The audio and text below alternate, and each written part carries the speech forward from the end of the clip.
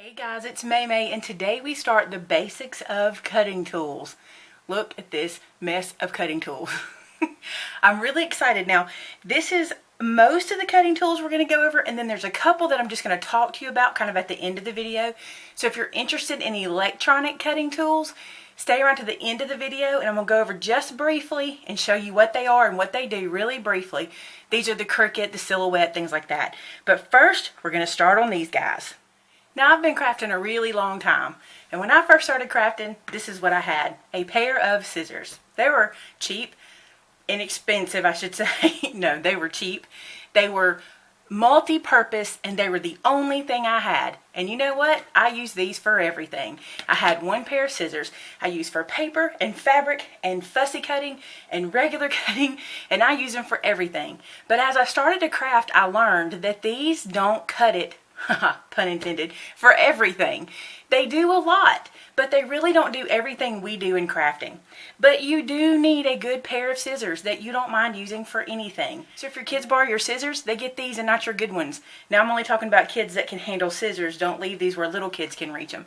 But if you're like me and all your kids are 10 and up and they know how to use scissors and they confiscate your scissors quite often, leave these laying around. They'll use them. They'll use anything they can get, but put your good stuff up. So as I was saying, when I started, I had these plain little scissors and I used them for everything. And over time I realized, look how stiff these are to shut, that's not working. When I cut things that or heavy weight, like a wire or even sometimes ribbon that has wire in it, it would nick my blade, and they just weren't made for everything I was using them for. So if you have a pair of these, they're awesome for certain things. Cutting coupons, cutting things out of the paper, cutting things for children's crafts, things like that, you can use these, but they're not really made for your precision stuff. So a plain basic pair of scissors, everybody needs one. One thing I would caution you about when you purchase your scissors, let me show you. This is another pair of scissors that are just very inexpensive, and I bought them at, I think, Walmart. These probably came from Office Depot. Really important to notice that when you purchase your scissors, some of them are specific for right or left hand. If you notice, these are made so that your thumb goes right into that groove there and your fingers fit here, but that groove is not on the other side. These are right-handed scissors, okay? These scissors, on the other hand, have no marks or any kind of indentations that say you have to use them one way or the other, which means you could use these with either hand. That's something to pay attention to when you buy just your simple, paper cutting, gift wrapping, coupon cutting scissors. You want to think about that. If you're left-handed, pay attention. My mom's left-handed, and scissors are always an issue for her. She always has to pay attention to the handles. So there's your basics. Now, on the lines of a basic scissor, I want to head into an industrial scissor, or one that I call the workhorse scissor. Now, these are some of my favorite scissors. These are what I call, why do I have to take them apart every time I touch them? I just do. These are what I call my industrial scissors.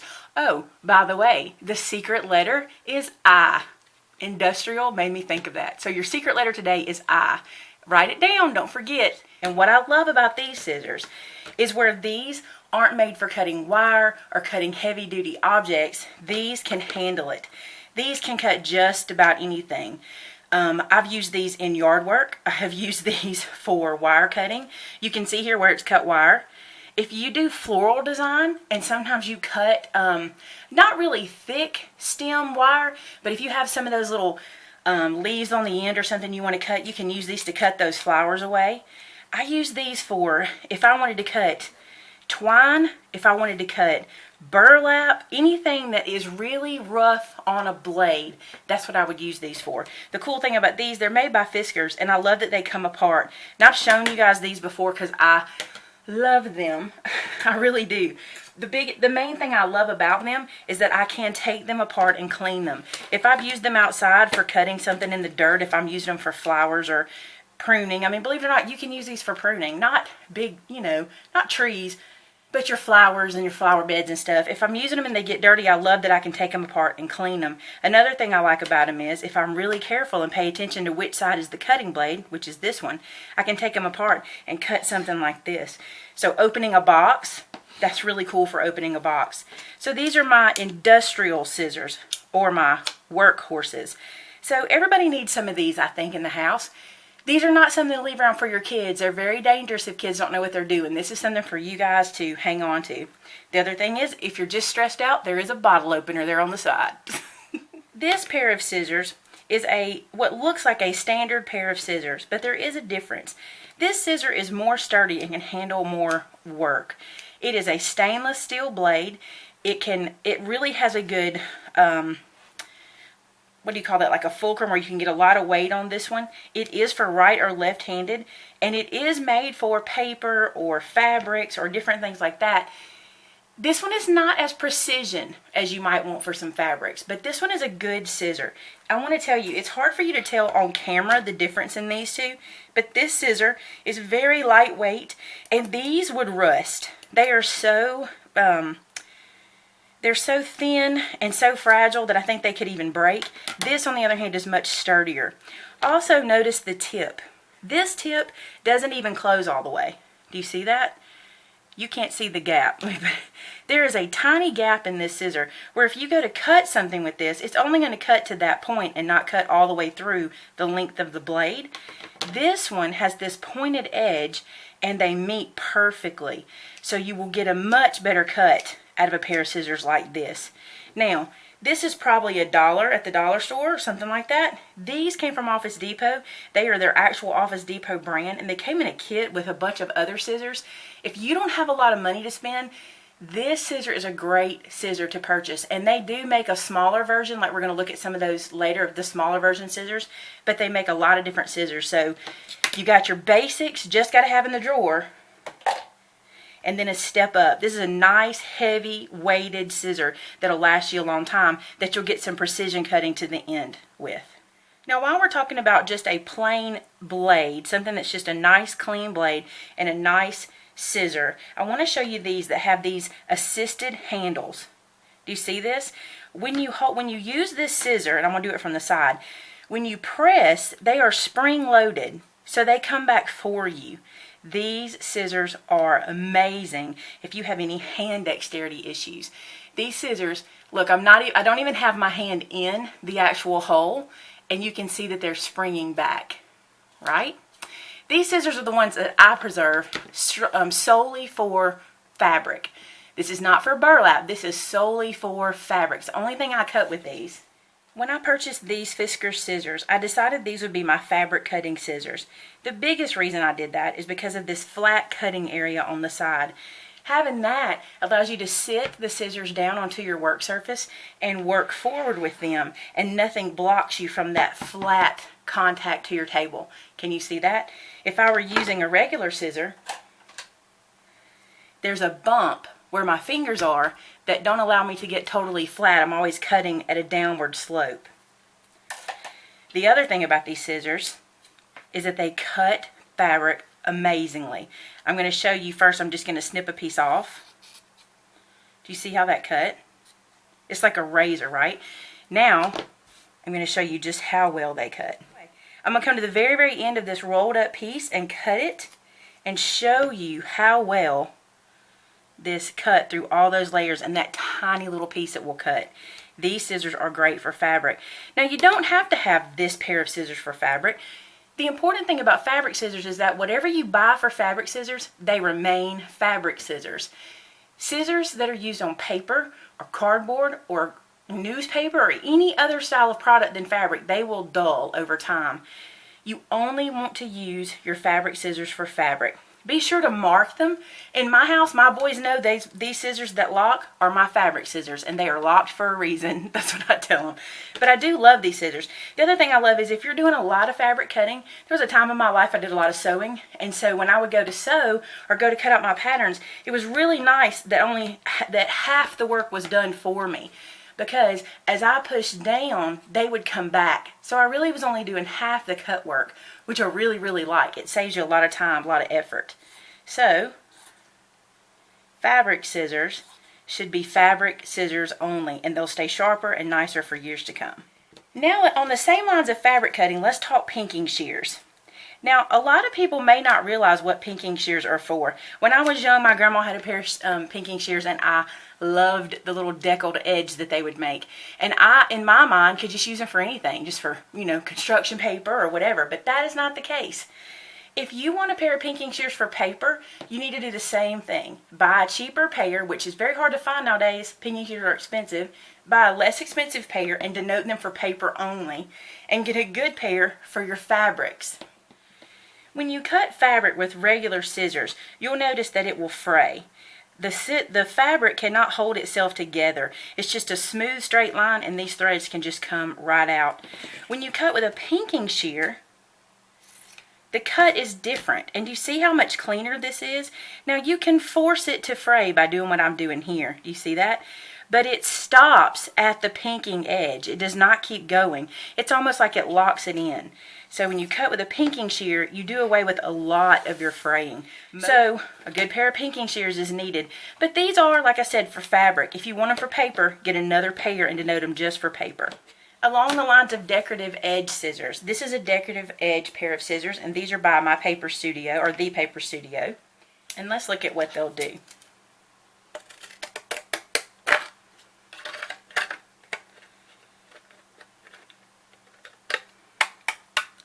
These will cut that frilly decorative edge for you that you see there. They're pretty cool for paper crafting, I have to be honest. If you can, or if you have ever seen them before, they come in the craft stores, and you can sometimes get them in packs of like 10 or 12 different edges.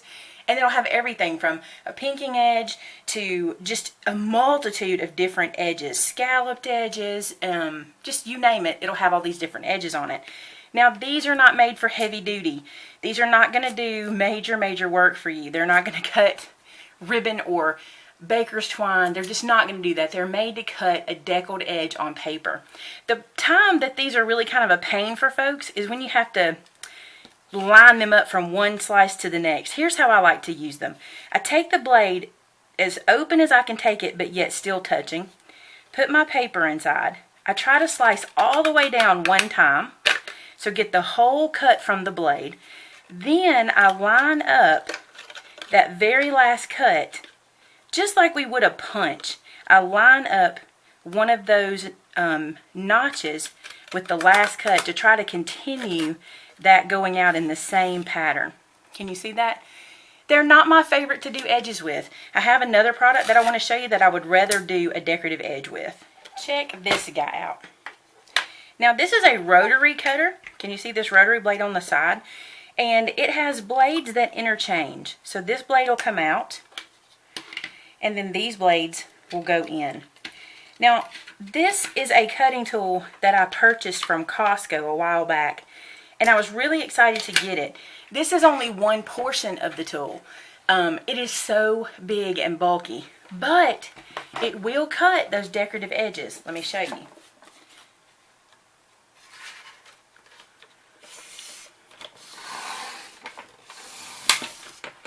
You see that decorative edge that it cut? It's a rotary cutter that has a decorative blade.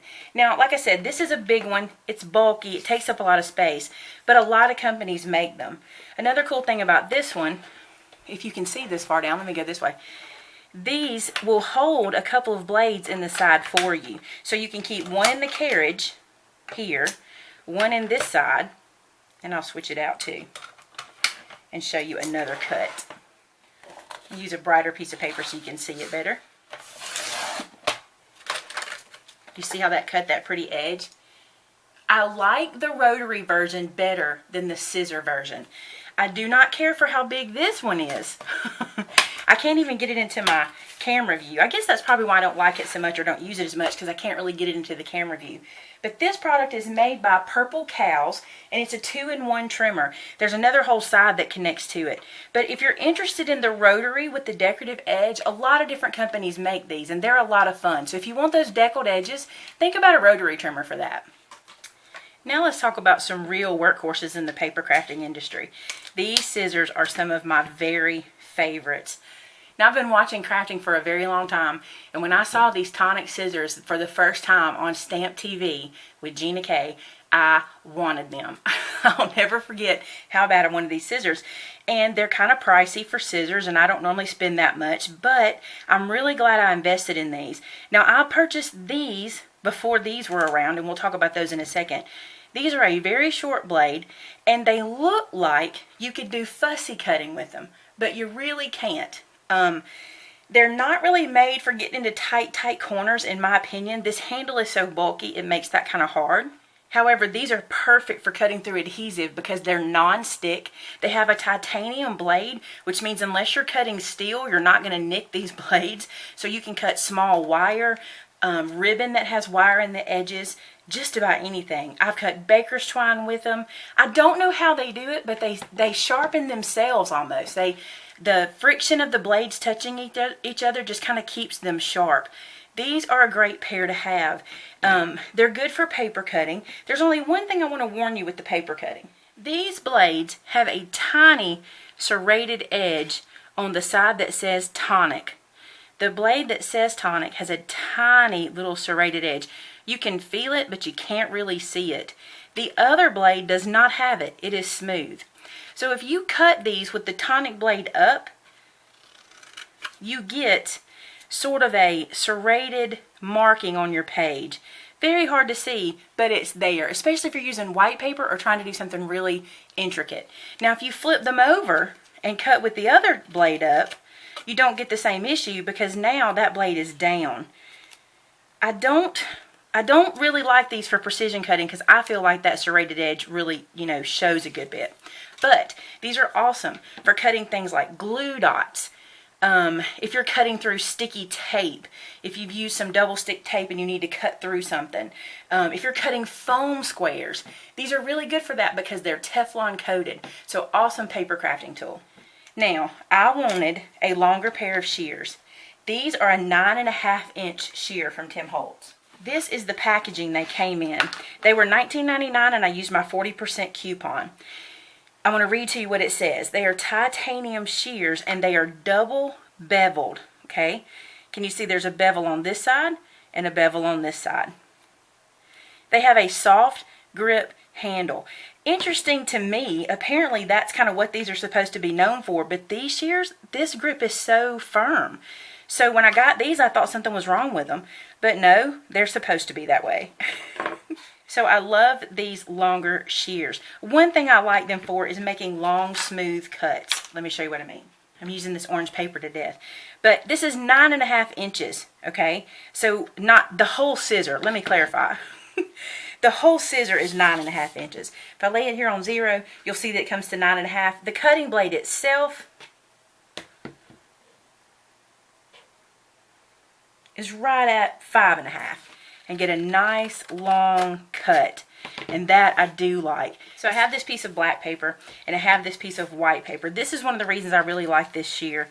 I'm going to adhere this down just as a demo, just put a little bit of adhesive on it just to hold it in place. But let's imagine you were making a card and you were wanting to cut a piece the same width as the card you're making. One of the reasons I really like these shears is because I can lay it next to the card stock that I'm cutting the length of and just make a nice, even, smooth cut.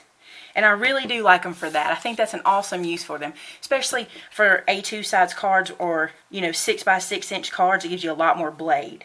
One more thing I really like these scissors for is cutting chipboard with. As you can see, they go through that like it's nothing. I just love them for the heavier weight papers, chipboard, cardstock that's heavier. They're really good for that. And they seem to hold up well because, like I said, they kind of self-sharpen themselves. Now, if you needed to choose between these two scissors to have in your collection, if you couldn't afford both, I would suggest the longer one. I feel like I get the same use out of this that I do out of here, but I get a little more with the longer blade. If you just want it for card making and mostly just cutting foam dots and adhesive squares and things like that, you could use these, but you can do the same with these. So I would suggest if you're only going to go buy one, buy this one. If you can get both, awesome. Now it's time for my favorite scissor. Now, a lot of you guys are familiar with cutter bee scissors. This scissor is very, very similar. This is a very precision scissor. I got these from close to my heart, and I want to tell you, I'm very impressed with this scissor. It has the sharpest point at the top. It will poke you and cut you. It is so sharp. But these are perfect for fussy cutting. Let's talk about that. I want to show you the difference in fussy cutting with this pair of scissors versus this pair of scissors. Let's start with this one. They're a little bit bulky, and the paper kind of gets hung in the back, so it makes it a little harder for me to maneuver the paper like I need to. Plus, that serrated edge makes them kind of move around on the paper a little more than I want. It's very hard to control because it just kind of bounces, if that makes sense. If you're using them in your hand, you'd feel it. But they're a little hard for fussy cutting. Let me show you these guys. These are so tiny they kind of become an extension of your fingers. And when you cut in, they are like a razor blade. You can move it just like, it's like liquid the way they slide around the paper. You can get so incredibly close to that edge. Do you see that? So close, and such a precision cut with these guys. Now these are the ones I love. I also have the cutter bee scissors, and they're great, but these have such a delicate blade. The more intricate you want to do with your fussy cutting, the more delicate your blade needs to be. Thin and sharp. Also, this pointed edge is so important because if I want to come in here to this wing area and just snip, that point allows me to snip to a very precision spot without tearing the paper in front of it. I know you've probably used scissors before where when you cut all the way down, the paper at the tip will split.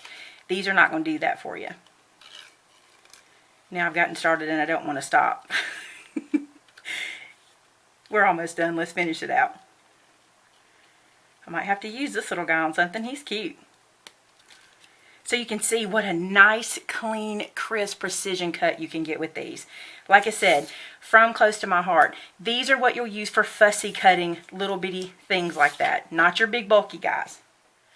Comparing these guys and these guys for fussy cutting, because this blade is so much longer, when you go to fussy cut, you're only going to use this portion of the blade, so you have to kind of maneuver that tip out of your way. These just really aren't made for that. It's better if you can get a shorter pair like this. It'll last you a long time. You'll use them for everything, and it'll be so much easier. Now on to paper trimmers. Now, if you welcome to Alabama. If you followed my channel for any length of time, you'll know that it took me a long time to find the kind of cutter that I like. I discovered that a rotary cutter is for me. That is this style of blade. It is a round blade that sits in this housing and rolls across the cutting surface as it cuts, instead of sliding like a blade. Now you can get these with a blade. The blade is simply a triangle point of a blade, and as you come down, it cuts across in a pulling or pushing motion. With a rotary cutter, it rolls across so you get a crisp, clean cut every time. Now, you got to have a paper trimmer and you got to have one you can afford. If you can't afford a rotary, there are some really good blade cutters out there and they are perfectly fine. But if you can get a rotary, go ahead and skip those and go straight to the rotary cutter. I believe with everything that's in me, you'll be happier with a rotary than a blade cutting system. I only mention this because this is a cutting tool you'll need in your arsenal. You're going to need this for cutting cardstock down to size, for cutting strips of paper. I use this every single day. Now, this tool intimidated me for a very long time. This is a craft knife, also known as an X-Acto knife. I remember seeing this for one of the first times on the Carol Duvall show. Thumbs up if you remember Carol Duvall, right? So I used to see all those crafters that would come on there use this tool, and I wanted one so bad. Let me show you what it's good for. Since I absolutely adore this paper, I thought I would use it. If I wanted to only cut out one of these tags and leave everything else intact, I could use this X-Acto knife to do this precision cutting. All I do is lay it down and slide that blade along the edge of the graphic. Follow all the way around.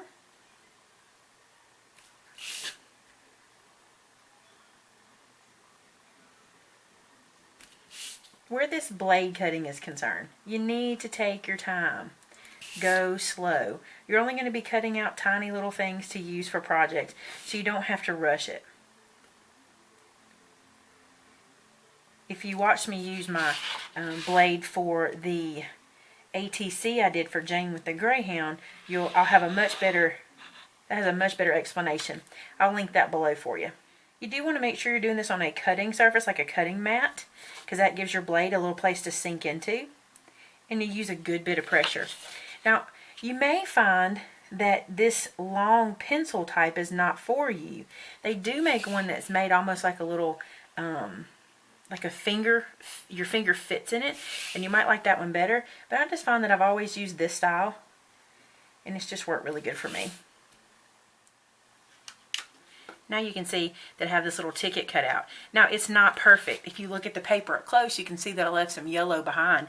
But if you look at the piece that I cut, you really don't notice the imperfections. They're kind of hidden. But that's what this is for. It's for cutting out those precision pieces.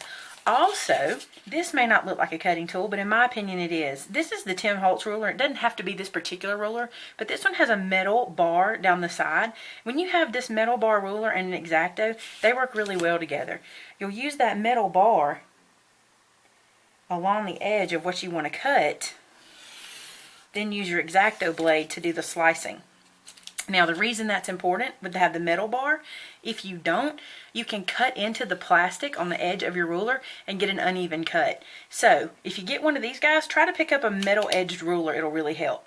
Now, the last thing we need to talk about are electronic cutters. Now, as I talk, I'm going to let some video play to show you my Cricut Expression in action. This is an electronic cutting machine. If you need something to cut out die-cut shapes for you, intricate little things that you don't want to do by hand, and a multitude of different options in every kind of theme and everything you can imagine, then an electronic cutting machine may be for you. I own one. I don't use it very often in my card making, but I do own one. When I use it, I love it. Let me show you some things that it does. These are some cards that I have from a card party that we went, actually the first card party I ever went to. This little guy was cut out using a shape from an electric cutting machine. I think this was done on a Cricut. But this is the kind of thing you can get with your electronic cutting machine. Now you can do this by hand, but if you wanted to make a bunch of these, it would take you a long time for that. So this is a little snail that was cut in one piece. This little guy, the card was cut from the electronic cutting machine, the mat was cut, and this little crocodile was cut out. Isn't that precious? Every little piece was cut from the Cricut. So is this little border, or this little banner. And this one, which makes it really cool, is this little card was cut using an electronic cutting machine. Again, these things can be achieved using other products, but if you have an electronic cutting machine, it makes those kind of cuts really easy. There are multiples on the market. What I have done is in the description box below, I have left some really good informative videos for you. One is from Silhouette, one is from Cricut, and one is from Brother Scan and Cut. I wanted you to see some three different machines. There are so many videos out there showing you all different kinds of cuts and ways to use those machines. If I were you, I'd do some research before I spend money. Truth be told, my next machine, I hope to be a Brother Scan and Cut. I'm really impressed with those machines. Have not played with one in person, but that's what I'm hoping to get. Alright guys, now, because this series is called The Basics Of, let's talk about what you need for a good, basic paper crafting setup. You need a small pair of scissors for fussy cutting.